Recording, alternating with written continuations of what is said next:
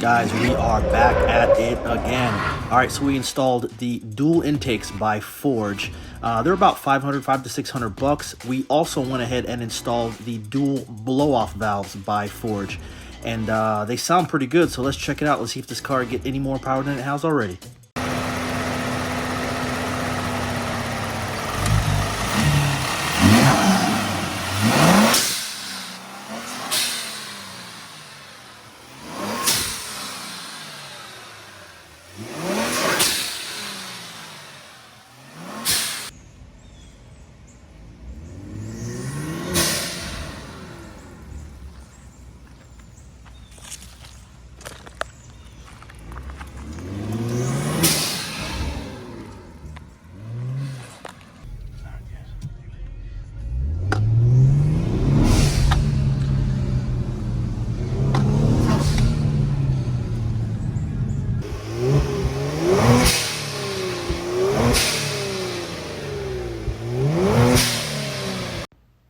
So with the mods installed, what's different? Obviously, you're going to hear the extreme blow-off sound, and then also there is a very, very, very aggressive intake sound on their heavy throttle, especially at higher speeds.